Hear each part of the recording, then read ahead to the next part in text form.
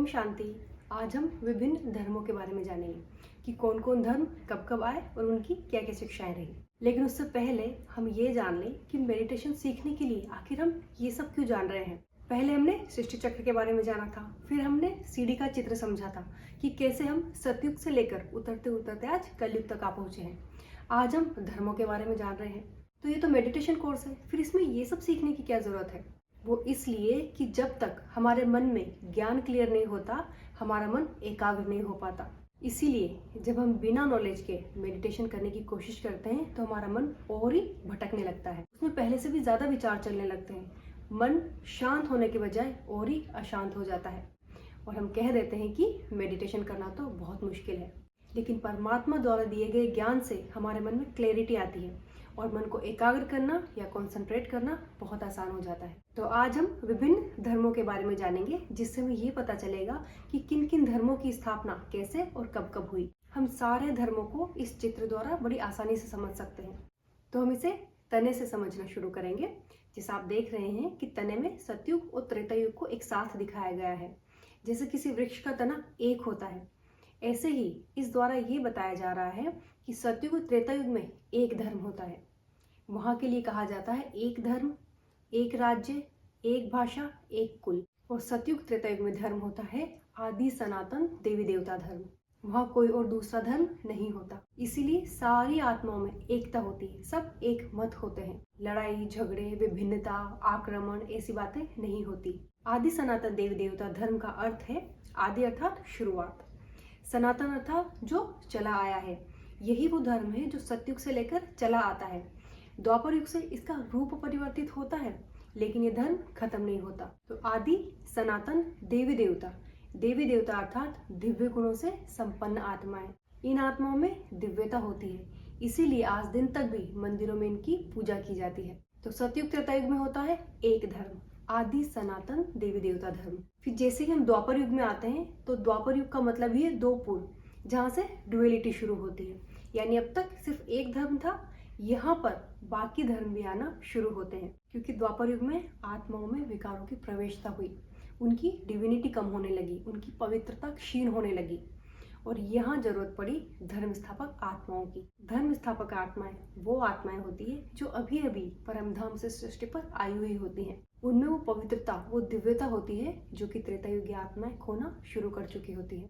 तो द्वापर युग की शुरुआत में आए इब्राहिम, जिन्होंने की इस्लाम धर्म की स्थापना की। उन्होंने भी परमात्मा का परिचय बताया और भाईचारे की शिक्षा दी। उन्होंने जीवन जीने का सही तरीका सिखाना शुरू किया और यही संदेश दिया कि अल्लाह एक है, मैं उसका बंदा हूँ, पैगंबर हूँ। उन्होंने भाईचारे का संदेश दिया कि हम सब आत्माएं आपस में भाई भाई हैं। तो इब्राहिम आए थे 500 वर्ष ईसा पूर्व। इब्राहिम के 250 वर्ष बाद आए गौतम बुद्ध, जिन्होंने की बुद्ध धर्म की स्थापना की। गौतम बुद्ध ने हमें अष्टांग मार्ग सिखाया। उन्होंने हमारी इच्छाओं को दुख का कारण बताया और इन इच्छाओं से मुक्त होने का मार्ग बताना शुरू किया। गौतम बुद्ध के 250 वर्ष बाद आए जीसस क्राइस्ट, जिनको कि ईसाई धर्म का स्थापक माना जाता है। उन्होंने भी परमात्मा का संदेश दिया कि God is one and I am his son. Jesus Christ ने कभी नहीं कहा कि आई एम द गॉड, उन्होंने हमेशा कहा आई एम हिज सन। उन्होंने भी परमात्मा का परिचय दिया कि God is one, God is truth, God is light. Jesus Christ सत्युग की शुरुआत से 3000 वर्ष बाद और अभी से 2000 वर्ष पहले आए थे और उन्होंने एक बहुत सुंदर मैसेज दिया कि गुजरा हुआ स्वर्ग फिर से आएगा।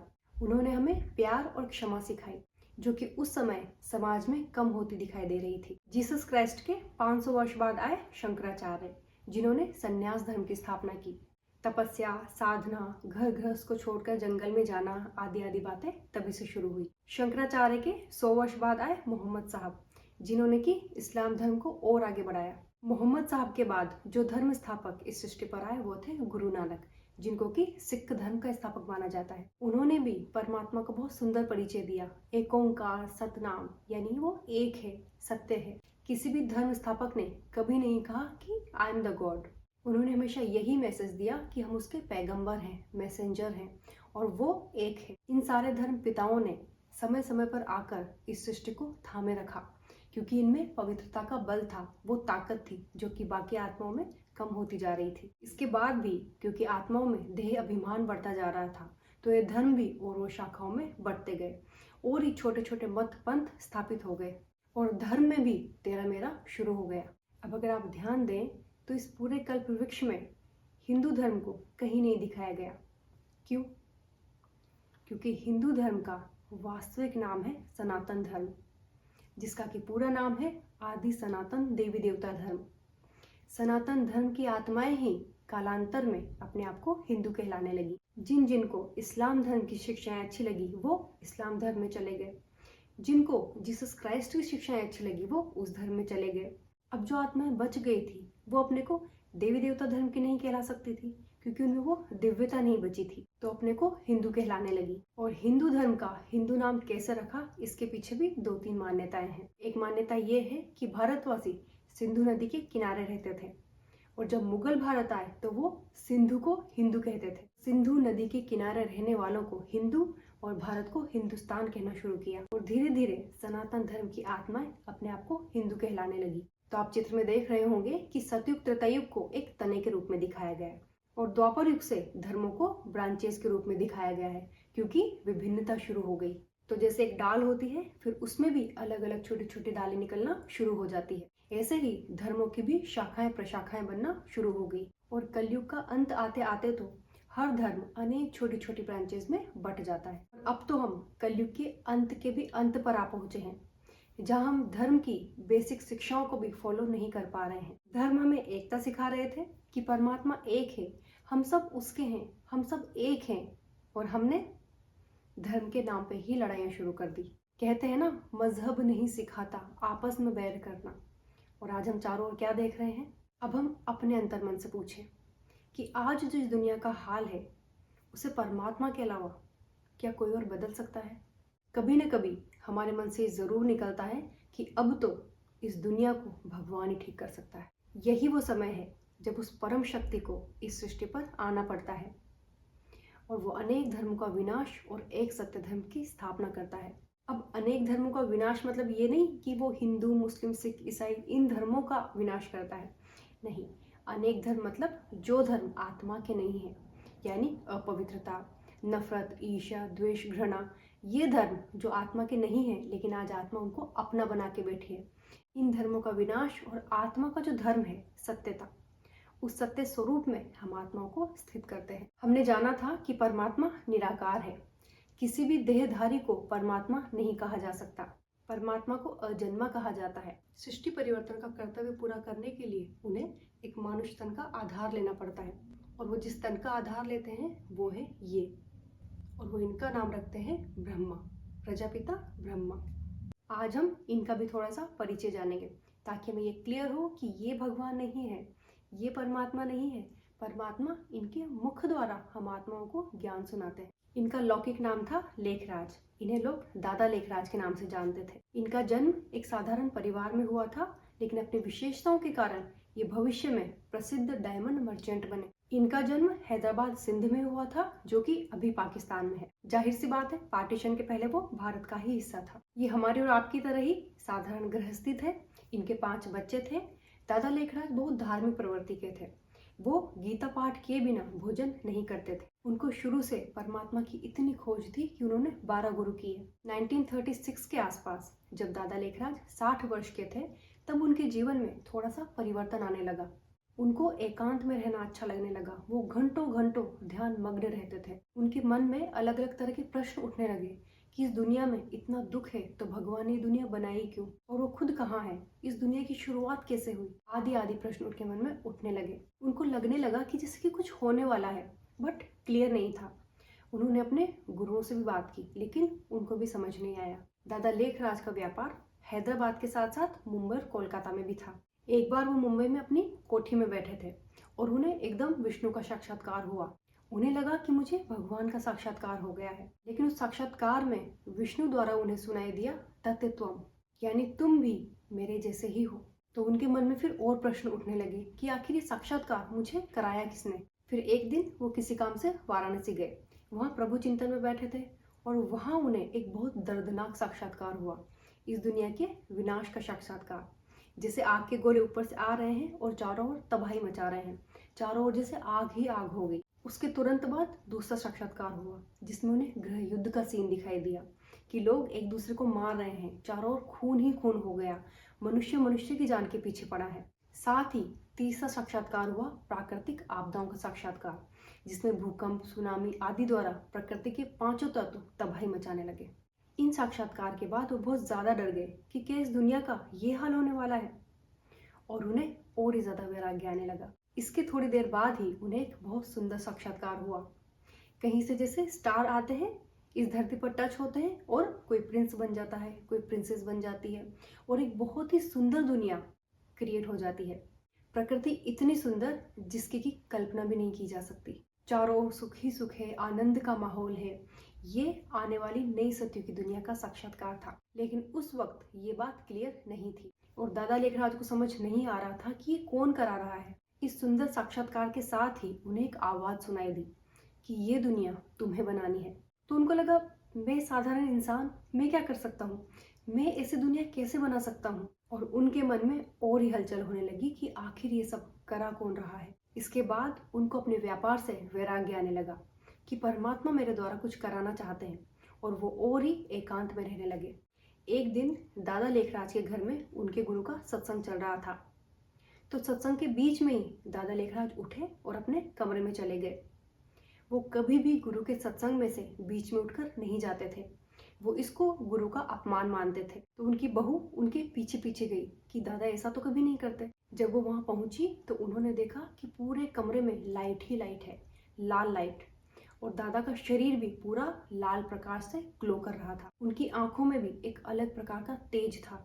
तो वो जैसे देखती ही रह गई और थोड़ा सा डर भी गई। थोड़ी देर बाद ही दादा के मुख से कुछ शब्द उच्चारित हुए, जो थे निजानंद स्वरूपम शिवोहम शिवोहम, प्रकाश स्वरूपम शिवोहम शिवोहम, ज्ञान स्वरूपम शिवोहम शिवोहम। जिसका अर्थ बाद में पता चला कि मैं आनंद स्वरूप हूँ, मैं शिव हूँ, मैं शिव हूँ। मैं प्रकाश स्वरूप हूँ, मैं ज्ञान स्वरूप हूँ, मैं शिव हूँ। और थोड़ी देर बाद वो सारा प्रकाश गायब हो गया। जब दादा लेखराज नॉर्मल हुए तो सबने उनसे पूछा कि वो क्या था। तो बस वो इतना ही कह पाए कि वो कोई लाइट थी, कोई माइट थी। धीरे धीरे ये क्लियर होता गया कि स्वयं परमात्मा इनके मुख का आधार लेकर हम आत्माओं को ज्ञान सुना रहे हैं, क्योंकि परमात्मा तो शरीर नहीं लेते, वो तो जन्म मरण से न्यारे हैं। सबको ये अनुभूति होती गई कि इसमें इन दादा का रोल नहीं है, वो ज्ञान सागर ही इनके मुख द्वारा हम आत्माओं को ज्ञान सुना रहे हैं। और जब भाई बहने दादा लेखराज के सामने आकर बैठते थे तो उन्हें शरीर तो दादा का ही दिखता था, लेकिन अंदर से फीलिंग आती थी कि मिल गया जिसकी हमें तलाश थी। और शिव बाबा ने दादा लेखराज का अलौकिक नाम रखा ब्रह्मा। इसीलिए ब्रह्मा द्वारा इस दुनिया की शुरुआत मानी जाती है। अब ब्रह्मा सिर्फ ये एक आत्मा नहीं है, इन एक की स्टोरी द्वारा बाबा हम सबको हमारी स्टोरी सुनाते हैं। और शिव बाबा कहते हैं कि तुम सब मास्टर ब्रह्मा हो, क्योंकि ब्रह्मा को इस सृष्टि का क्रिएटर माना जाता है और हम सब नई दुनिया की स्थापना में परमात्मा के मददगार बनते हैं। शिव बाबा ने सबसे पहला यही पाठ पक्का कराया कि तुम शरीर नहीं आत्मा हो। साथ ही उन्होंने ये भी ध्यान खिंचवाया कि इसको नहीं देखना है, ये भगवान नहीं है, इसके तन में आए हुए मुझ परमात्मा को पहचानो और मुझसे योग लगाओ। तो पहले पहले आत्मा को स्वयं का परिचय मिला, फिर उस परमात्मा का सत्य परिचय मिला, उसके बाद इस दुनिया के बारे में पता चला कि पहले क्या था और आगे क्या होने वाला है। और जब हम उस आए हुए परमात्मा को पहचान कर उनसे योग लगाते हैं, अपने जीवन में दिव्य गुणों की धारणा करते हैं, अपने जीवन को पावन बनाना शुरू करते हैं, तो परमात्मा इसे कहते हैं ब्राह्मण धर्म। और कलयुग के अंत में यानी संगम युग में परमात्मा आकर ब्रह्मा मुख द्वारा ब्राह्मण धर्म की स्थापना करते हैं, जिसे कि यहाँ वृक्ष की जड़ों के रूप में दिखाया गया है। जिसे जड़ें दिखाई नहीं देती, ऐसे हम भी गुप्त रूप में अपना कार्य कर रहे हैं, क्योंकि न आत्मा दिखाई देती है न उसका पुरुषार्थ। बस हम अंदर ही अंदर उस गुणों के सागर परमात्मा की याद से स्वयं को भी गुणों से भरपूर करते रहते हैं। और जब हम दिव्य गुणों से भरपूर हो जाएंगे तो हमारे लिए वो दिव्य दुनिया आ जाएगी। परमात्मा हमें बताते हैं कि कलयुग का जो अंत होगा वो 3 तरह से होगा। पहला एटॉमिक वॉर, जिसके आसार अब हम दुनिया में देख भी रहे हैं। दूसरा प्राकृतिक आपदाएं, प्रकृति के 5 तत्व हलचल मचाएंगे, जो भी आज हम देख ही रहे हैं। तीसरा गृह युद्ध, धर्म के नाम पर, जाति के नाम पर मतभेद के कारण लड़ाइयाँ होगी और इंसान एक दूसरे की जान के प्यासे बन जाएंगे, जिसके बारे में हमारे शास्त्रों में लिखा भी है कि आसुरी सृष्टि का विनाश और देवी सृष्टि की स्थापना। और परमात्मा को इस वृक्ष का बीज भी कहा जा सकता है, क्योंकि उन्हीं के द्वारा इस कल्प की फिर से शुरुआत होती है। तो परमात्मा इस सृष्टि रूपी कल्प वृक्ष के बीज रूप हैं, सत चित आनंद स्वरूप हैं। सत अर्थात सत्य, चित अर्थात चैतन्य, आनंद स्वरूप अर्थात वो सदा ही आनंद की अवस्था में रहते हैं, इसीलिए वो हमें सारा ज्ञान दे पाते हैं। मनुष्य की सद्गति कभी नहीं कर सकता, इसी वजह से हम मुक्ति के लिए उस परमात्मा को याद करते हैं। अब हम एक और चित्र समझते हैं। आप सामने देख रहे होंगे ब्रह्मा, विष्णु, शंकर।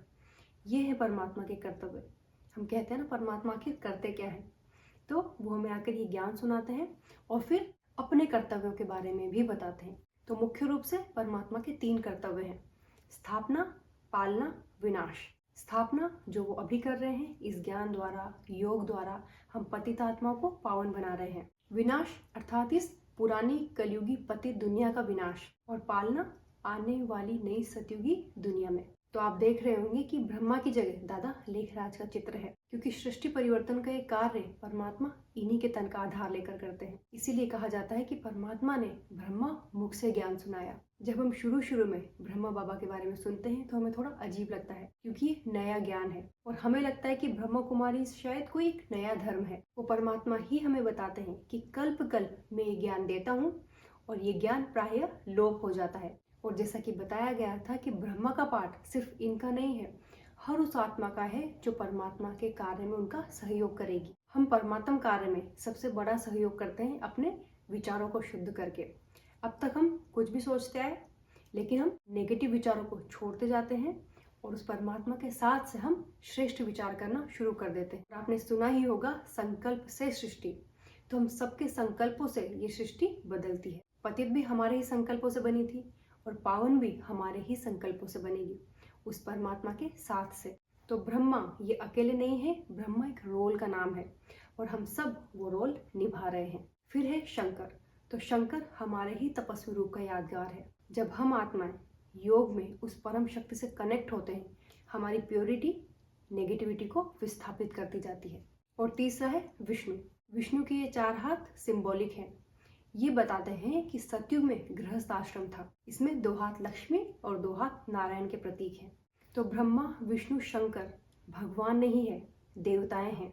इसीलिए यज्ञ करते समय भी कहा जाता है ब्रह्म देवताय नमः, विष्णु देवताय नमः, शंकर देवताय नमः, शिव परमात्माय नमः। इससे सिद्ध होता है कि इन तीनों देवों के रचयिता भी त्रिमूर्ति शिव हैं।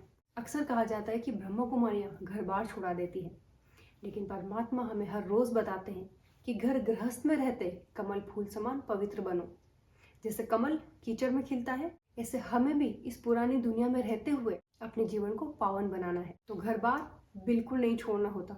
वैसे भी इतने लाखों लोग घर छोड़ देंगे तो रहेंगे कहाँ। ये कुछ मिथ्स हैं जो समाज में फैले हुए हैं और इनकी वजह से हम इतने सुंदर ज्ञान को लेने जा ही नहीं पाते। क्योंकि आप ही सोचिए, कोई घर गृहस्थ को छोड़कर जंगल में जाकर रहे और फिर कहे कि मैं तो शांत हूँ, तो वो कोई शांति हुई? घर गृहस्थ में रहते हुए, अपनी जिम्मेदारियां निभाते हुए फिर हम शांति और प्यार से कार्य करें, तब हम कह सकते हैं कि हाँ, मैंने शांति का गुण अपनाया हुआ है। तो आज हमने अलग अलग धर्मों के बारे में जाना। कोर्स के दौरान इन धर्मों के बारे में बेसिक नॉलेज ही दी जाती है, क्योंकि समय की सीमा होती है। बट आप चाहें तो इन धर्मों के बारे में अपनी रिसर्च खुद कर सकते हैं। अब आज के होमवर्क की बात करते हैं। तो आज भी 2 होमवर्क है। पहला, आपको इस चित्र को अच्छे से समझना है। इसको चैनल पे पोस्ट कर दिया जाएगा ताकि आप ध्यान से देख सकें। दूसरा, आपको अपने घर में जितने भी मेंबर्स हैं उन सबको अपने आत्मिक स्वरूप में देखना है। इसके लिए आप उनको भ्रिकुटी में आत्मा देख सकते हैं कि ये शांत स्वरूप आत्माएं हैं। मैं भी शांत स्वरूप आत्मा हूँ, ये भी शांत स्वरूप आत्माएं हैं। हम सब एक जैसे हैं। फिर कल हम कुछ और बातों के बारे में जानेंगे। ओम शांति। एक है हम, परिवार है एक, परम पिता वो प्यारा है, हम सबके हैं, सब अपने हैं, सारा विश्व हमारा है। जन जन को वो प्रेम भाव के एक सूत्र में बांधा,